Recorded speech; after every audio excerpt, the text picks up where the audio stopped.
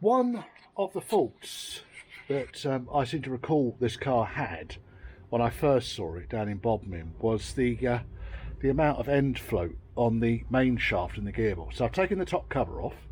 If you're going to take the top cover off, it's only 8 bolts, dead easy.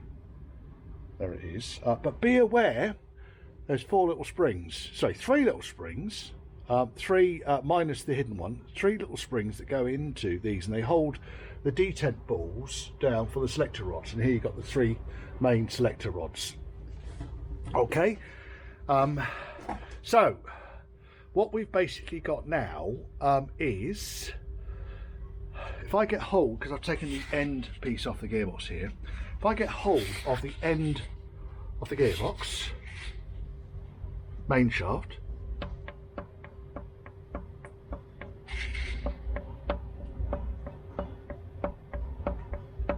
that's an extraordinary amount of play in there. I suspect that if I took the main gear off the back end there, I'm going to find some problems. So I think what I'm going to do next is I'm going to take the top cover off the transfer box so I get good access to what's going on inside here. I should be able to do this without removing the gearbox, but really what I'm looking to do is on the tail end of the gearbox, we'll look at the manual here, tail end of the gearbox, that's the output shaft on the main shaft. Then we've got this kind of slip ring and a toothed washer, and then you've got the main gear there. So that is all looking through this hole here. I don't know if you can see in there, but I'll get some light on it. Let me get it apart first and foremost without videoing it, without having a load of kerfuffle. Let's see what's going on. I strongly suspect that what's happened is, looking at the transmission tunnel cover, the car has had overdrive fitted, okay? And then at some point, the overdrive's been removed / robbed, and a basic end plate's been put on. And I think when they did that, they probably took all the shims out that are designed there to shim this thing out, okay? I think that's all that's happened. I don't think it's a catastrophic failure. These 4-speed boxes, touch wood, are extremely resilient and hard wearing. So first and foremost, I need to get this ring out, which goes in that groove and around the shaft. They're a bit of a bastard to get out, but a flat blade screwdriver normally gets them moving. Just put a flat blade into the slot, twist it, it widens itself out, and then the ring comes off, and then I should be able to extract the gears. But first and foremost, I want to take the top cover off the transfer box just so I can see what's going on. And at the moment this thing's still full of oil and everything, but we'll see where we go with that. Now I've taken the balls out, I could just pop that back on to save any ingress of shite, or put a piece of cardboard over the top of it. Yeah, right, let me see what's going on. Right, so here we go. Transmission covers off, screwdriver can go in there, and then all I'm doing really is just working between the teeth here, lifting the slip ring, or the slip ring, the lock ring, very, very slightly up, so I'm not damaging it. And as I rotate, just walking it out. Obviously the transfer gearbox is in neutral. This is gonna literally just pop off. There we are. And there he is. That's the ring we're talking about. And underneath that, there should be a whole load of shims. There's a couple of shims in there, but there's not many. I can pull the whole gear off now, you see. There goes the gear. And on the top, one shim, which might not be right. We'll find out in a minute. Is there any shims behind it? No. So basically what you're supposed to do is pull this shaft as far this way as you possibly can. So pulling this way, and then as you saw in the manual, with the gear in place, you put the shim back to front in the slot to save you taking it in and putting it out and in and out and in and out and all about. And then measure it up and shim it as is appropriate. And I think that's the only problem with this gearbox. However, what we're going to be doing is we're going to be fitting the overdrive unit. So I probably need to consult and work out what it is I need to do in order to fit the overdrive, because obviously that is not needed, I don't believe, for the overdrive. It's got its own gear, and this just sits on the output shaft normally like that. You see, that's the output shaft of the gearbox. Exciting stuff, huh? Right, so this is the overdrive the customer supplied. I've got a couple of issues with it. First of all, there's no selector rod coming out the back end here, and when I have a little look-see around, oh look, it's on there still and broken. So that should go in there like that, and then as this thing moves around, it pokes the selector mechanism forwards and backwards inside the unit. So I don't know what's going on there. And then we've got the lever and the bracket. I've seen better, and then that is supposed to fit onto there. Well, yeah, it's the long and short of it. But most importantly, the key thing that's missing out of this, we look into the end of the overdrive unit. It's the input, where the input shaft or the output shaft of the gearbox goes.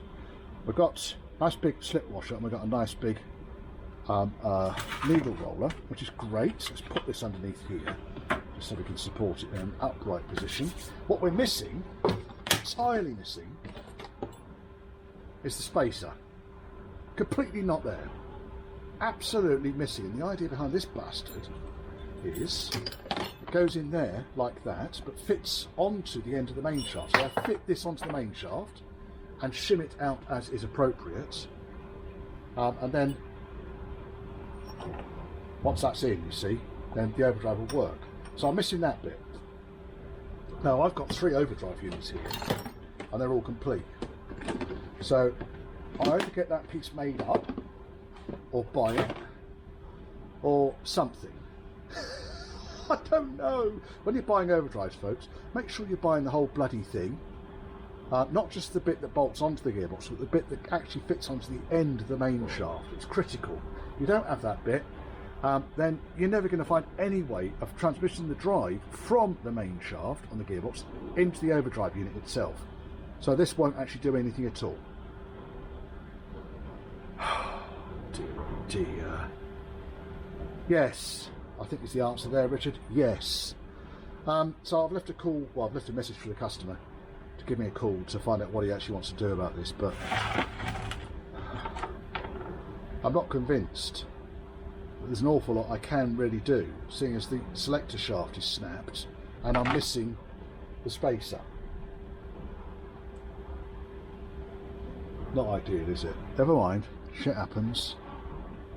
Always a little bit suspicious when I go into these things and someone's been there before. So that's where the detent spring / ball should be, I believe.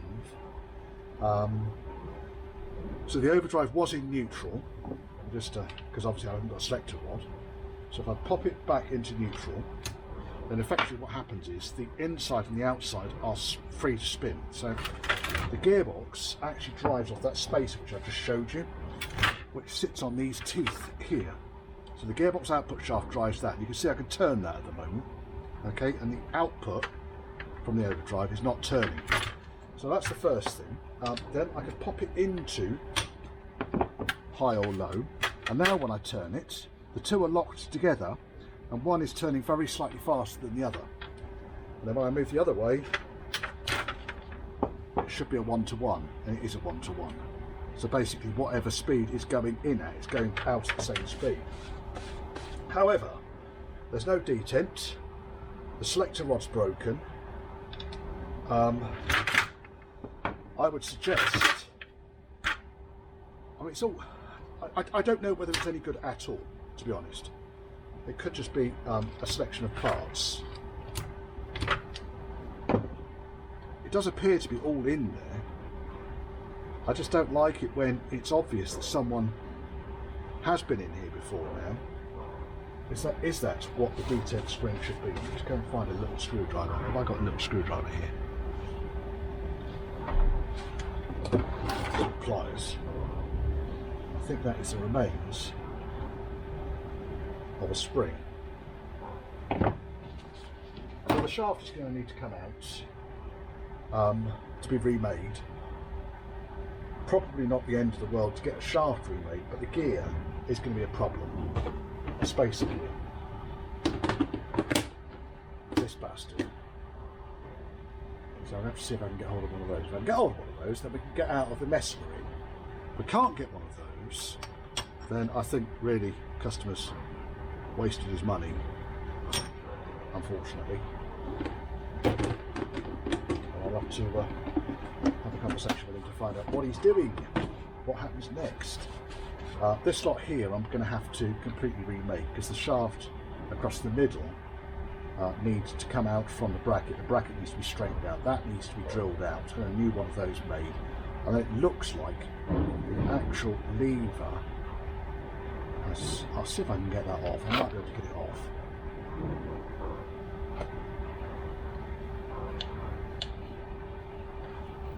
We might be able to salvage the situation. Let me see if I can get hold of the parts first of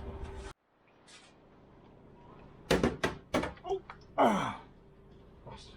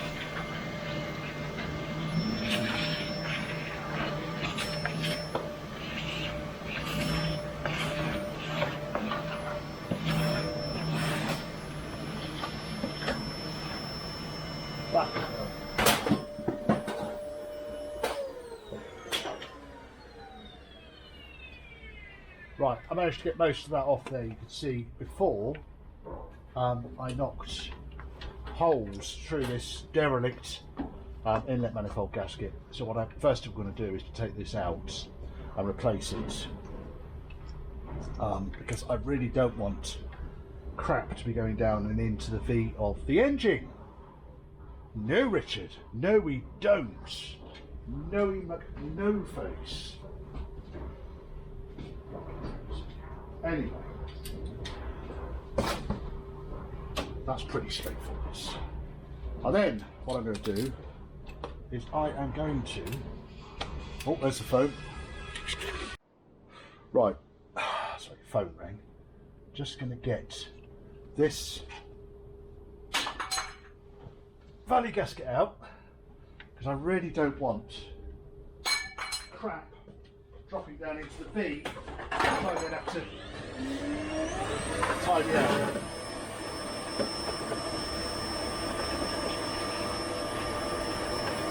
I've been very gentle here at trying to suck this stuff up. Otherwise it becomes a nightmare. Right, now valley gasket should come out. Careful, these things are as sharp as fuck.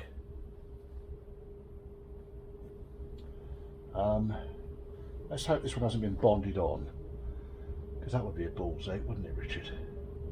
We've had that before, haven't we, Richard? Oh, yes, we have. We've had that before.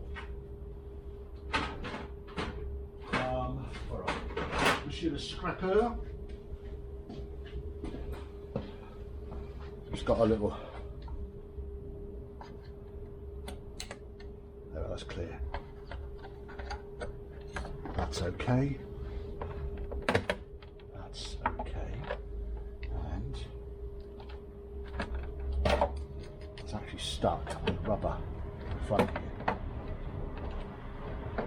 One big lump of crap's just fallen in there, but that's alright, I'll be able to retrieve that in a second, because it was a big lump of crap. Here we go. This come out. Go over there. Right, there's the big lump of crap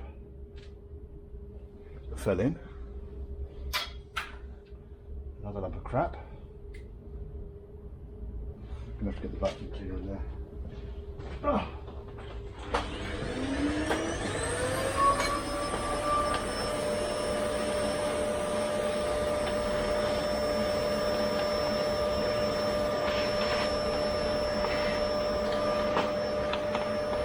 There's quite a lot came off the bottom. I'll tell you one thing that's amusing me. No end at the moment. Update.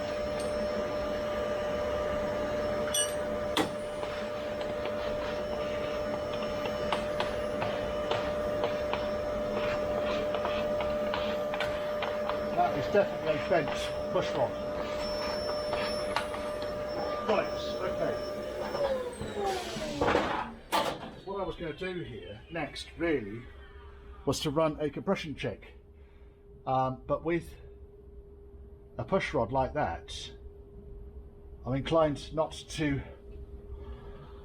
really bother. Oh dear. Now what's caused that? Is it caused by a stuck valve? And if it is a stuck valve, what's basically happened? Have we lost the compression on that cylinder due to a stuck valve? Now none of this is a disaster so long as we haven't put a hole through the top of a piston because the valve was open. Camshaft actually looks in really good order down here. It looks like a relatively new camshaft and a fairly high lift one as well. I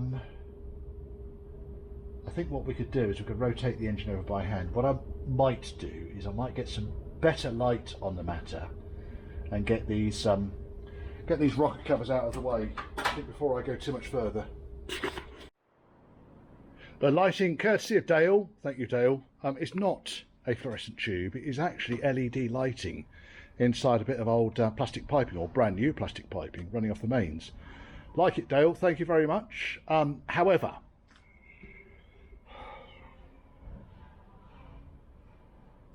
there's a bit of black death in this engine. That gasket wasn't seated properly either, which is probably why there was a lot of oil down the back of the engine. Now, this side is a lot cleaner than this side, so I suspect this side has been apart. Now bearing in mind the car was running on LPG, we don't know how old it was when it was converted to run on LPG. However, the bent push rod would suggest that perhaps a valve has got stuck. Now the valve is no longer stuck, it's whether there's been any damage in there at all. So I could pop another push rod in there and we can still do a compression check, because really I just wanted to double check that the valves were all closed at that end, and you can see both these two valves are closed. So I'll put another push rod in there. I need to obviously take the rocker gear off in order to fit the push rod, but I'm going to take this baffle plate off here and try and get rid of some of this shite, which I think, clank clank clank, is actually just, oh, let's chuck it on the manifold, Richard. Gibbon, which I think is actually just crap. These need a proper good cleaning out before they go back on again. I've got a steam cleaner, it might be that or a wire brush, I don't know. They need something on the inside, because all of that shit in there loose is not going to do anyone any favours, is it? So I'll give those a damn good clean out. They can go over here, both of those.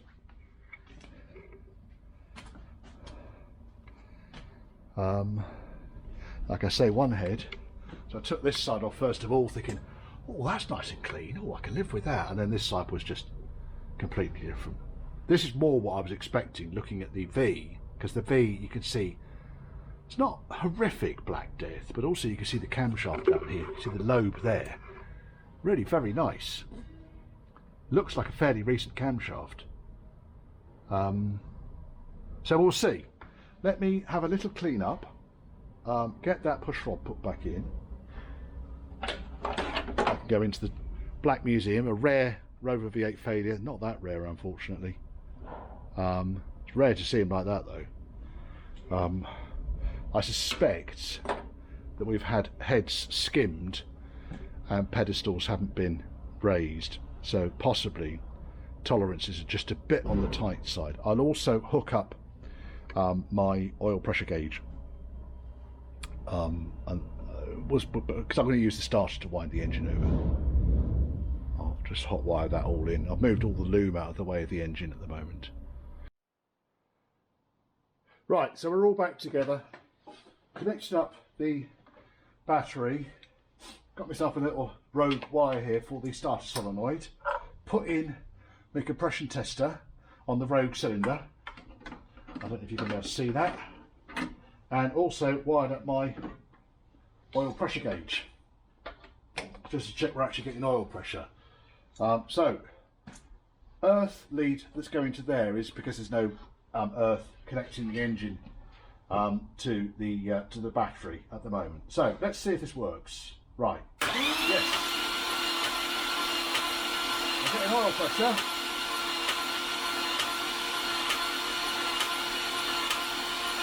Oil pressure 30 psi. That's fucked. I reckon that valve's bent. I reckon that valve is bent. Let's try it again.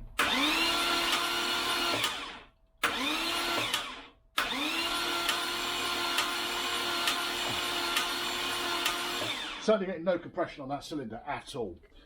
Let me bring you in for a closer look. That's me. Hello. Look at the push rod as it goes around. So we're looking at this push rod here. All right, this one. So look at it oscillate. It's bending basically. Watch.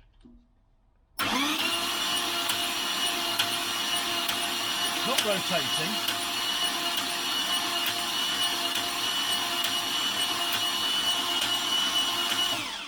So now we're off cam. Look at the slop I've got on this rocker here. Yeah, I'm inclined to say that, unfortunately, is a bent valve. Sorry, Dave. So, yeah, I'll have to see what I'm going to do. I think when these come off, I'm going to get a better idea about what is actually going on inside this engine. Hopefully, because the compressions are all above 100, basically where the valves are closing, they're all above 100, or they're not improving with the wet test. I'm hoping that the piston rings and the piston bores and so forth are in good order. But again, we're not going to know until the heads come off. I was led to believe it's a relatively low mileage engine, but things are relative. If a low mileage engine is all it's ever done is idle and be started up from cold and run for a couple of minutes and then turned off, then it will be fucked by 10,000 miles. However, an engine that's driven for 200,000 miles, like mine in L95, is still more than serviceable.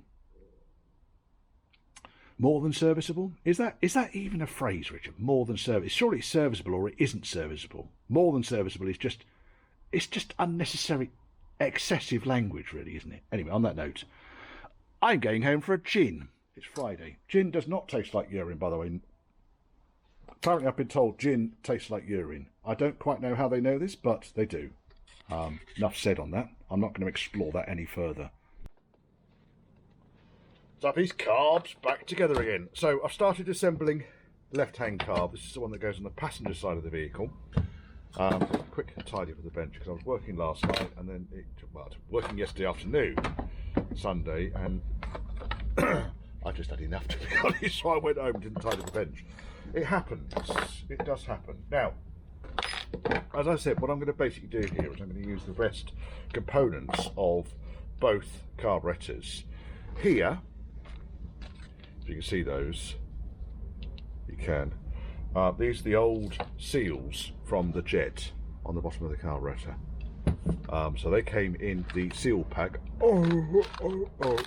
They came in the seal pack, yeah, happy enough with those. I've used the tops and the diaphragms from the set of carbs that I stripped down the first time. Okay, just I need to clean the dashboard top up. But I've used the original pistons, the original body, the original float chamber, blah, blah, blah, blah, blah. Everything else is the same on this, apart from the diaphragm and the piston top, the carb top, because they're matched. Now, the other thing that I was looking at on here, this is the shaft that came out of the of this particular carburetor, and you can see here there's quite a nasty ridge there.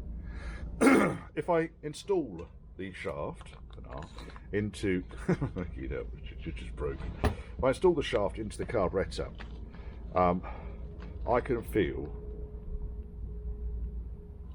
movement in there. Now there's two ways of handling this. First and foremost, you can wedge an O-ring in there, which is often what I do. So I put an O-ring over the end of the shaft and it sits in that groove there. The later carburetors had like a metal ring that went in there. In fact, they look almost exactly like these. So it's a metal ring, goes in, it's got a nice little grooved seal on the inside, but it's too small to go in there. And the shaft on those carburetors is significantly narrower than it is on these earlier carbs. Okay, so with that in mind, we've got some wear on this shaft, which we probably could get away with. But then I've got a spare shaft here. Now this one's got a tiny bit of wear here. I don't know what's happened to it. It's run a bit on the dry side, but it's serviceable. So if I pop this shaft, I don't know how many more times I can say the word shaft, into the carburetor, there's barely any play on that at all. So that's going to be the bastard that I use. So all I'll do here, because it's petroleum compatible, just lube up the shaft. Fucking hell, Richard. Now the shaft is of unequal dimensions, so basically you'll see that when I line the shaft up, oh, is this one equal? I might be talking bollocks here. I was talking bollocks. The shaft is equal. It's one of the stag ones I think that's unequal.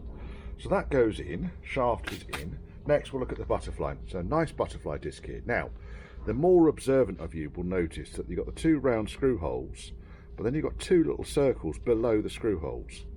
Those have been pressed in from one side. I don't know if you can see, they're recessed on this side and they're exposed on that side. And when you're putting the throttle butterfly in, bear in mind this is the inlet manifold side, you slide it so the exposed edge, not the recessed edge, is below the shaft facing towards the inlet. It confuses folk. It's an easy mistake to make. Okay, we'll get that roughly in place. I need to go and get my thread lock. I'm not organised with thread lock. Where's my thread? I thought I was on the bench. Maybe not. Maybe over here. Oh, there it is. Thread lock. I am organised. This is almost out. Let's get some more of this. So tinsy little bit of thread lock on these screws and pop the bastards in. Wearing gloves today because it's like 2.5 degrees. I'm going to get a lot colder this week as well. Yay! We are the 5th of December? 4th or 5th of December. Right. You really don't want these screws to come loose in service, which is why I thread lock these two, not anything else on the carburetor. Nothing else on the carburetor needs to be thread locked apart from these two, and that's only because they are on the inlet side, and if these pop out, then the next place they're going to go is into the cylinder, and you don't want that. Right, let's center those up. So all I'm really doing is just making sure that the disc is closing. That's beautiful. Right, now before I whiz those right up, I've got all of the mechanism over here. I don't know if you can see or not. I really don't. Oh, knocking everything over on the bench today, chap. Right, so we have got the return spring, which goes on first. We've got the throttle mechanism with the bump stop. Now, none of this has been restored, it's just serviced. So I know it's all in good order, it's just going to go on the car. Right, so that goes on there. Take the return screw out. Sorry, throttle stop screw out. There we are. And then we want to push the spring right the way around. And using my trusty screwdriver, put it on top of the pedestal that the throttle stop screw goes through. Now we get a nice spring back on the throttle. Okay, that's your throttle. See?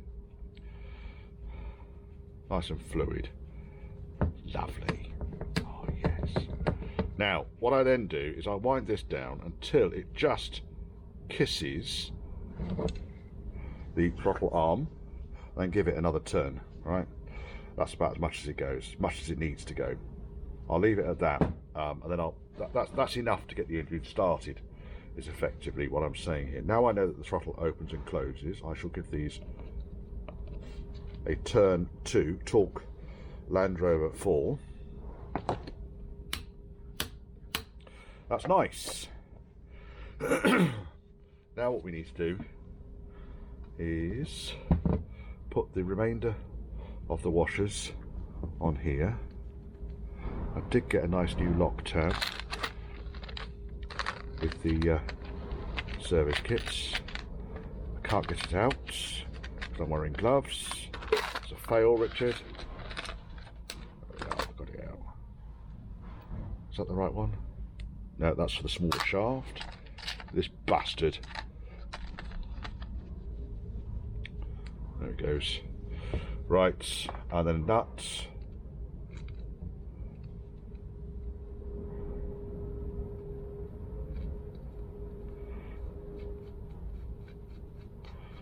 I'm not going to nip everything up yet. I've lost my little socket set as well, which is not going to help me. That'll do it. 7/16.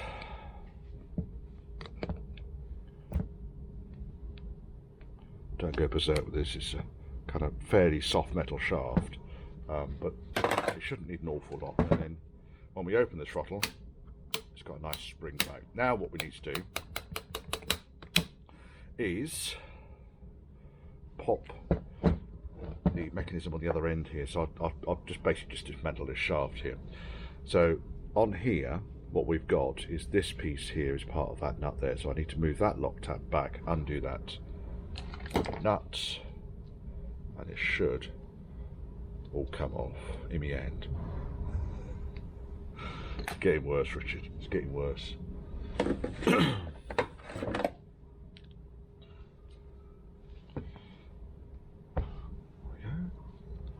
Starts to undo,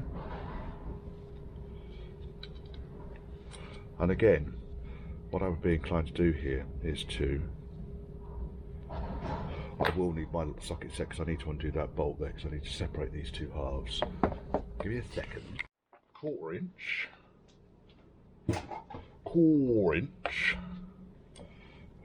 that little nut there undoes.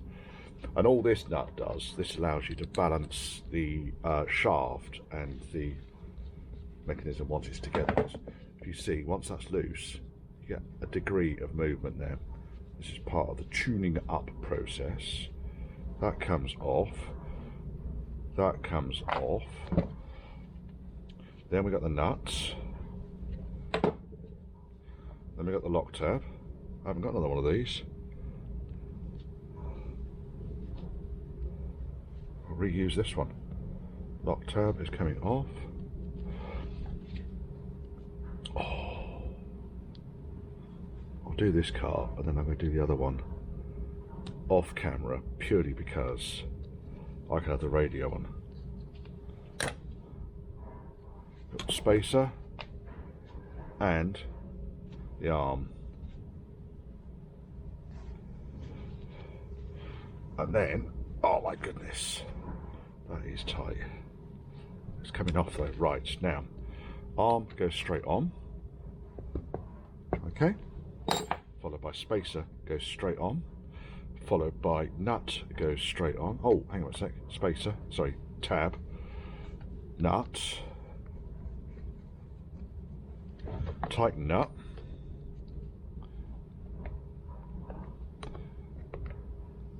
nuts tightened so it aligns with that. Then we want that jobby. Have we done this right way around? No, that goes that way round. And then that. Go back in. There we go, that's used old stock shaft goes on to used old stock carb. Now I couldn't have used the shaft from the other carburetor body because it's in good order, but it's the latest style with the tiny little seals on each end. I'm not ramming the throttle right open, but then, you know, when this thing starts to hurt my finger, I know I've done the nut up tight enough. I just align it really with the lock tab. You know what, I think that's beautiful, just fucking beautiful. And that can go tight, and let us push that tab down and onto the GI.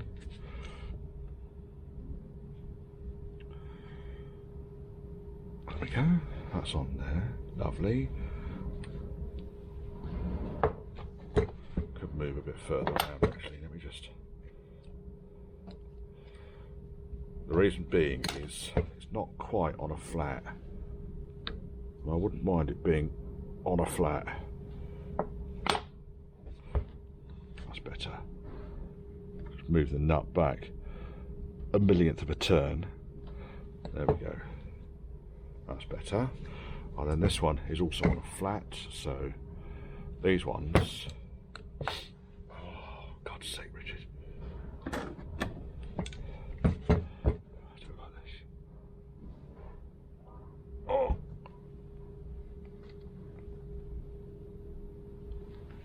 I shall bang that down later on, but that's onto the flat there. So, what we need to do next is we need to adjust the jets, which is what you have to do on these older ones. I'm just going to lob... Oh, that was the good diaphragm, wasn't it? But I think it's a bit past it. That's going to go in the bin. Because I've got no idea how old it is. Let me get my spanners here. So I need I need a 1/2 inch, and I need a 5/8.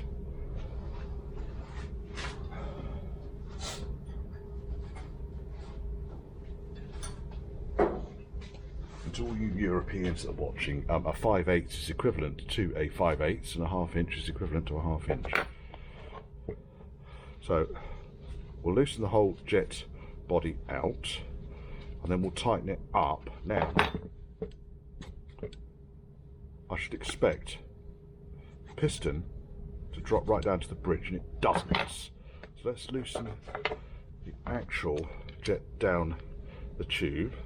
Because what we're looking to do here is to centralise the jet in the body. That's better. Loosen the... Oh! Go back in again. They don't take a huge amount of effort to centre up, but you just want to make sure...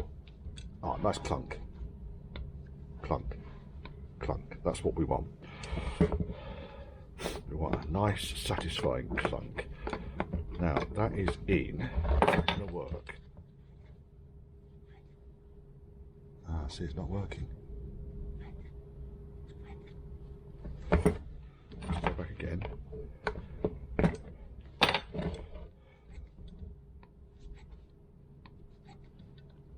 Loosen the jet off. Actually, let's wind the jet right in, because that's probably going to... So we're on the leanest mixture.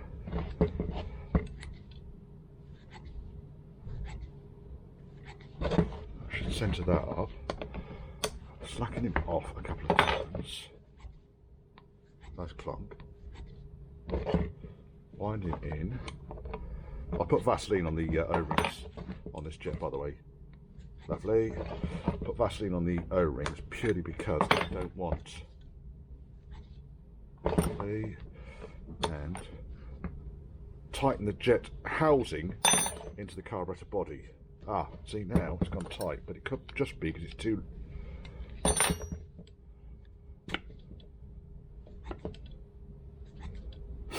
It's moved as I tightened it. That last little nip there. Fucker.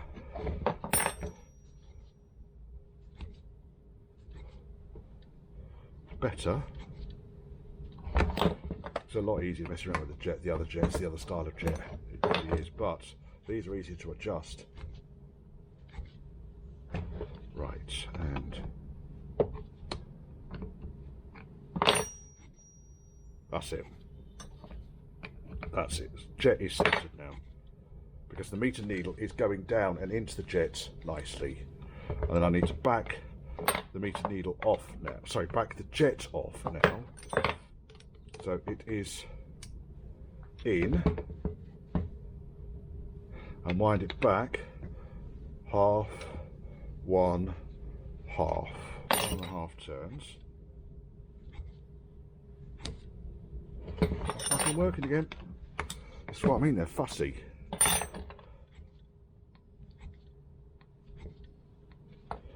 That works.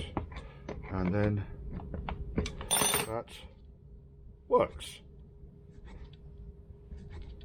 Lovely. Right, okie doke. That's that one done. That is now where I want it to be. I think. It's sticky again. Bloody needle bent. Have we got a bent needle?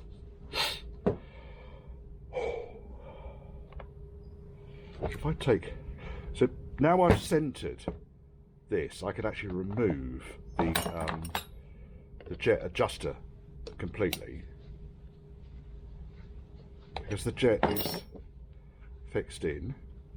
Take the adjuster out.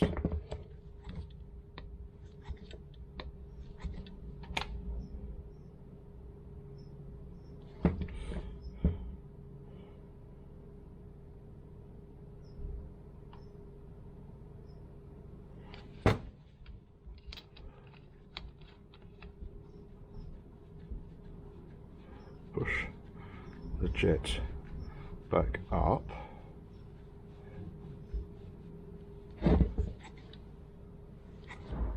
We're working again. I need to reset that again now. So right in. Half, 1, half out. That's fine. It'll do. It'll do. It'll do, pig. It'll do. I do want to just double check that when this thing actually went in, so this is all going to come out again because it's annoying me. So we'll take the whole jet assembly out at the bottom of the carburetor. And here we have got, oh, I wonder if that washes the fat one. Shouldn't need to be make any difference. So there's O-rings on here. There's an O-ring in there that holds that together. We've got an O-ring around that, and we've got an O-ring on the actual adjuster on the bottom of the oh, I can never get it out. There's an O-ring on there. See, that's where all the O-rings are.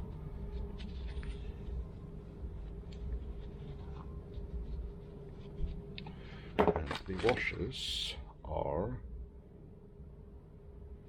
there is a thinner washer. Let's try the thinner washer. That's working. That can go back in there again. That can go back in there again. And onto the needle. Rewind that back in again. You don't need to take the float chamber and everything off, you see. Dead easy. Wind that in. Put the adjuster right in. Your ham-fisted gibbon. Have a mouthful of coffee.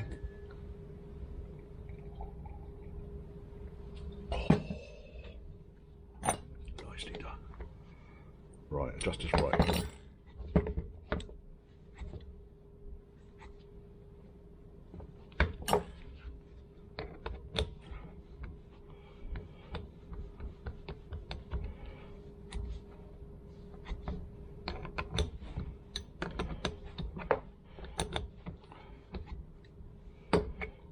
Have to see what washer there was on this before it came apart, I think.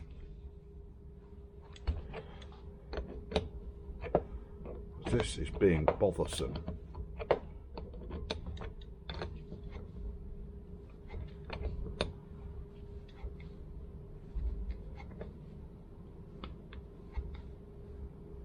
Wondering if it's just purely because the piston's tight. There's no lube in there. It's dry as a witch's tit. It's WD.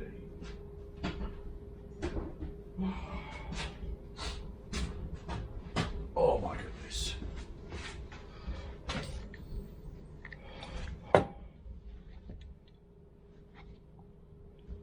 That might have been it actually. Silly arse.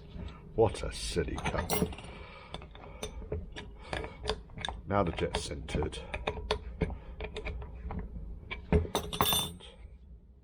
Oh, beautiful. What a knob.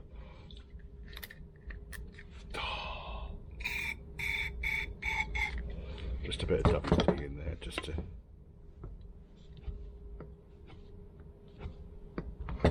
Yeah, that works.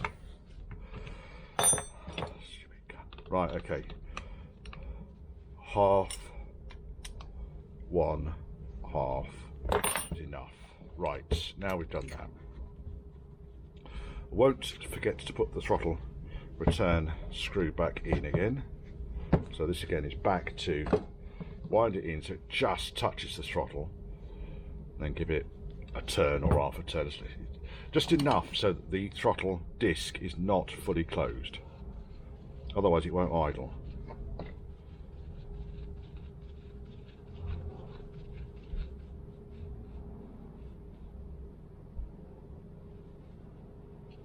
Right, half a turn, and then to save that winding itself out, we'll get my little 1/4 inch spanner, which was here I thought. No, it's definitely here somewhere because it's not in the case.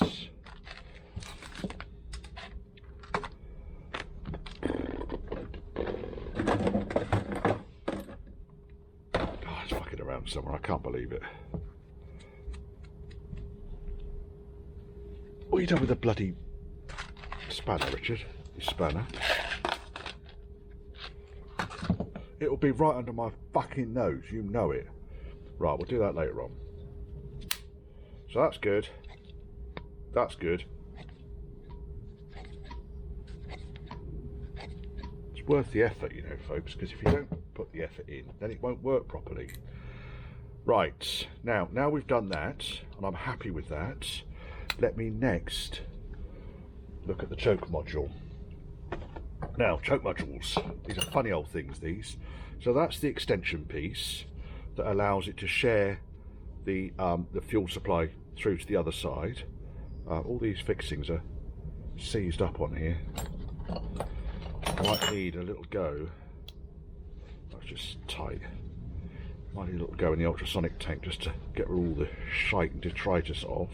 I can do that at my leisure. You don't need to be involved with that. So this is all this does, all this sleeve here does, is pass the richer mixture from the choke module through to the other carb. That's all that does. Now, that's the old shaft, that can go away. That's the old washers, they can go away. This is the choke module. As you can see, it's not the most beautiful. Now what you'll notice on this thing is when the cable pulls the choke open, it turns around to the bump stop. You don't need to piss around with the bump stop, leave it as it is. What you might need to do is to clean out the holes on the choke disc itself, and I can take it apart. Now when you're putting this thing back together again, it's easy to get this out, because when you undo this nut, obviously we've got 2 flats on it, not 1. It's not like a half moon. So you can put this upside down on that disc, and this ends up being the wrong way around.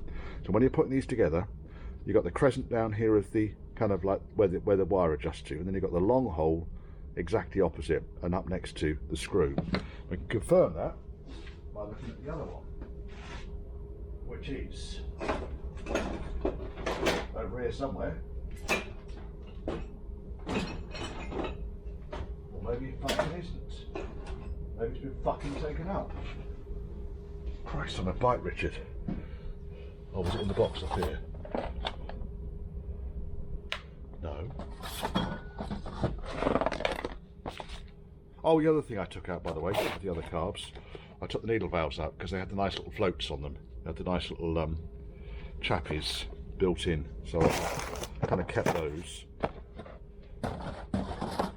Oh, here's the other float. Right, so here's the other choke module. Turn him upside down.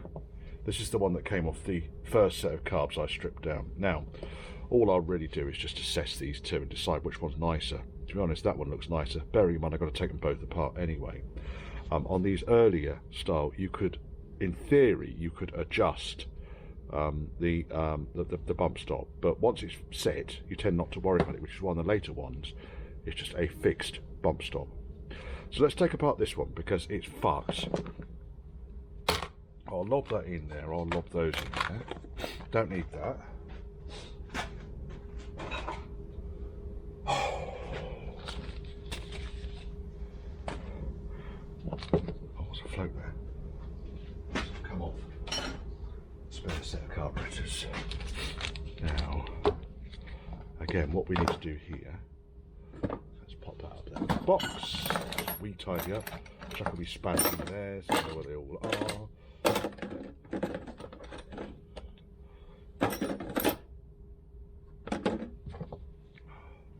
Oh my god. Oh.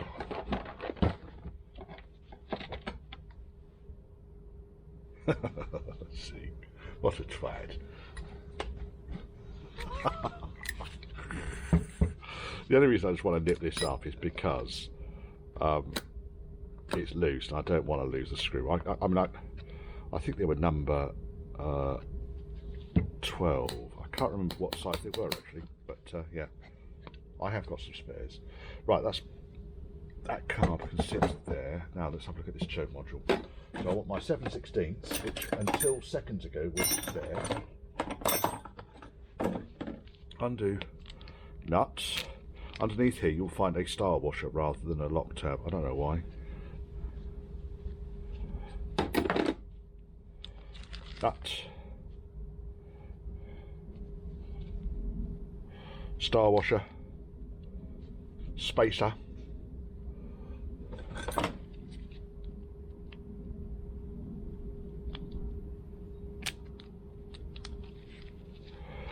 Spacer is not going to come off there because it's all fused together.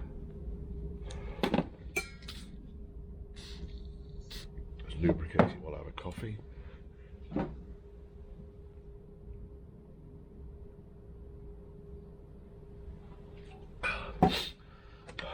Compare these carb bodies, by the way. That was after a degrease, okay? That was after the ultrasonic clean. So ultrasonic clean does make a difference. Didn't do anything apart from the ultrasonic clean. It's not the best, but then if I wanted the best, I'd soda blast them. I will give this an ultrasonic clean, this car. Right, now let's see if we get this bastard off here. Come on, you fucker!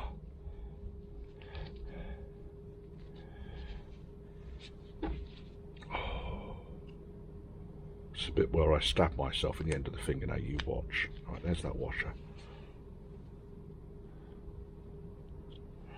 Washer. And here it is. Let's take the spring off and I can...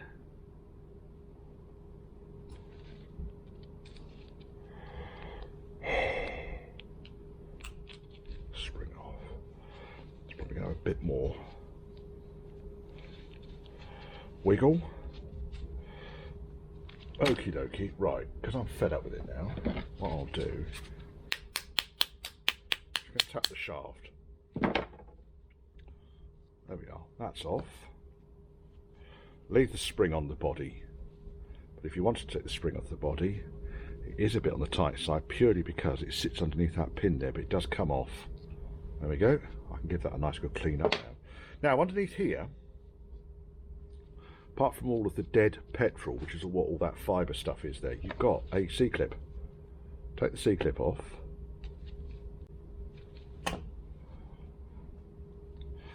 And underneath the C-clip, you've got a big spring.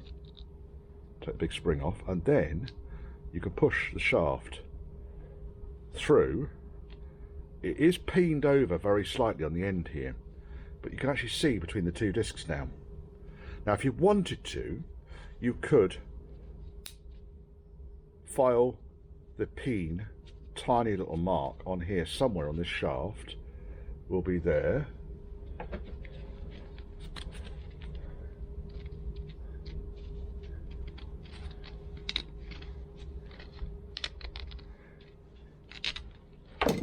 That disc should come off now. Oh, just thinking about it. One of the things that I do like to do is to make sure this disc is flat, by the way. I've seen them before now where they're not.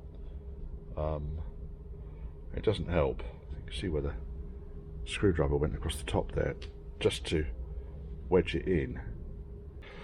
The only reason really to do this is to make sure all these holes here, and I can show you, there it goes. Each of these white circles here should be a hole in increasing diameter. And as you can see, they're all furred up. On this side you can see there's 4 holes there, increasing in diameter.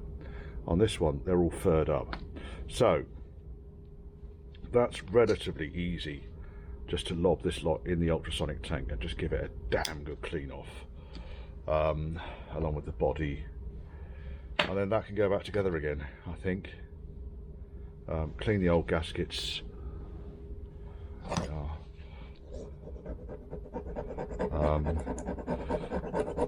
I generally put a gasket in between this and the carburetor body, but I don't often put a gasket on this face here.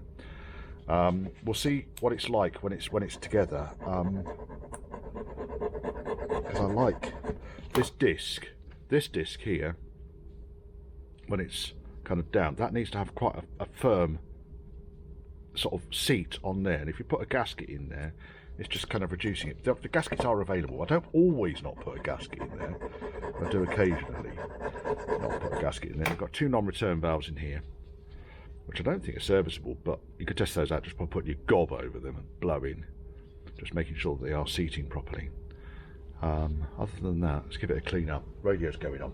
Right, been through the ultrasonic cleaner. Yeah, they come up all right. It's not the end of the world, is it?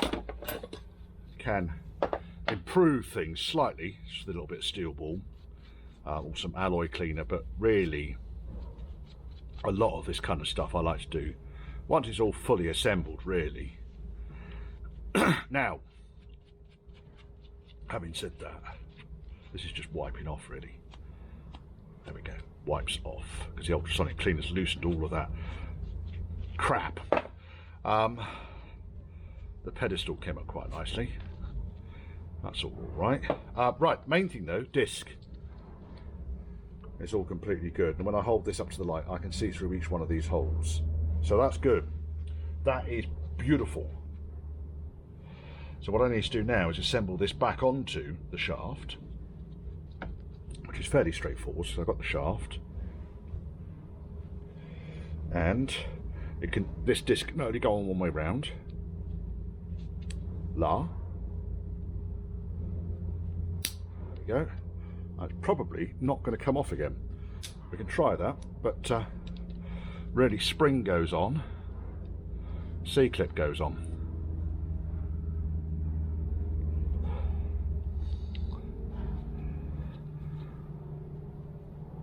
I'd say just fucking beautiful. Just fucking beautiful. Now, so really we want to assemble this back into its housing. First and foremost, I think what I'll do is I'll just pop the spring back onto the body, only because it's a bit of a ball's ache doing it afterwards. That's right. No, I'll put it on upside down. Look, silly ass. Put it on upside down, Richard. Ham-fisted gibbon. Right. Because you got one end of it rests up against the pedestal there, and the other end goes over the top of the disc on the other side. Now, pop this in. Yeah, do you remember what we said about the shaft for now? So that goes in, that goes on, and wrong way round, wrong way round, right way round. We got it the right way round, round. No, we haven't. That way round. So that is good. So we then end up with the big hole opposite the diaphragm. What I really need to do though is to move the spring round to catch up there. So use a small screwdriver, which was here until about 12.5 seconds ago. And now it's been taken up. There it is. Right. That goes around and up onto there. Push the shaft down so that it's actually, that's good. It's not quite gone far enough yet though. I think it can go further. That's it. Right, then we've got spacer. I think I've got some new lock washers when the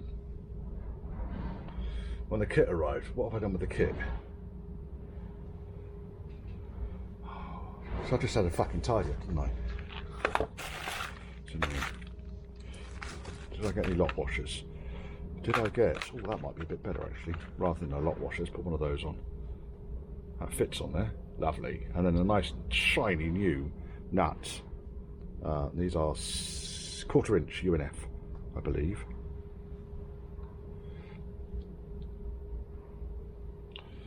I thought they were 1/4 inch UNF. Does the old nut fit? The old nut fits beautifully. Might be UNC. Let's have a quick look at the old nut. They're UNC. Have I got UNC? There we go. Let's pop UNC nuts on there.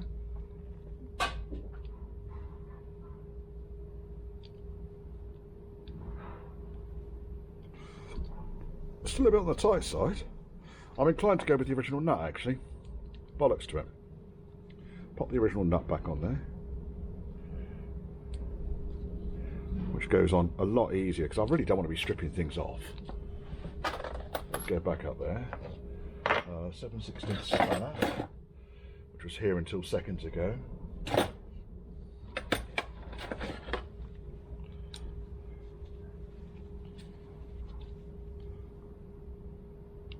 Do them up until we got on a flat, which we have there. Push the flat up.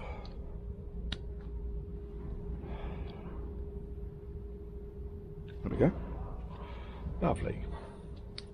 A nice springy, pushy-inny choke module resolved. Right, the only thing I haven't really done yet on this at all is to check we can undo this.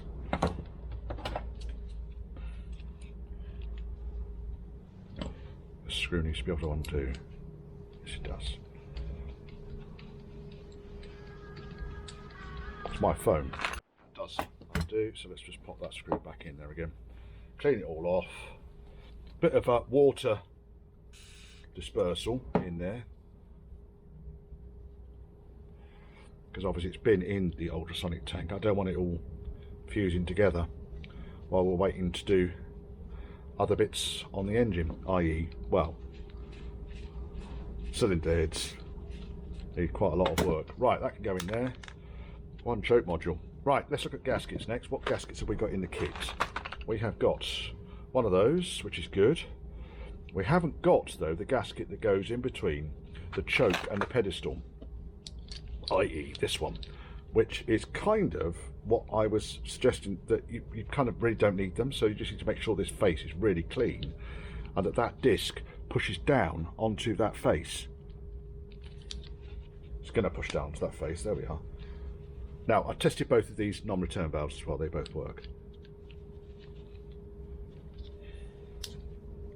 Come on, fucker. There we go. Yes, it does. Right, so I'm inclined to put that back on with this gasket on the back here. So the pedestal gasket only goes one way round. You can't fuck it up, all right? and that's it. We'll assemble that back onto the carburetor. Oh, so close and yet so far. Look at this. I haven't got another one of these shafts. You turn it, it's still got wear, but when you push it this way, look at that lip on that. It's a good 2mm lip. It's the whole width of the body there. So I've tried the end of the shaft in the hole, and the hole's still good. So I think basically it's the shaft that's worn rather than the housing. But yes, everything else on it,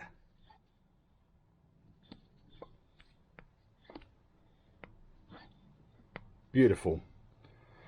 I had to order some bits, and then I assembled the 2 other carburetors. I just bolted them back together, very loosely bolted them back together again, because I'll lob them back on the manifold. I'll either make an offer to the customer, or the customer can flog them on as a going concern to someone else. I've got a fair few of these now, but can you ever have too many Strombergs? Probably.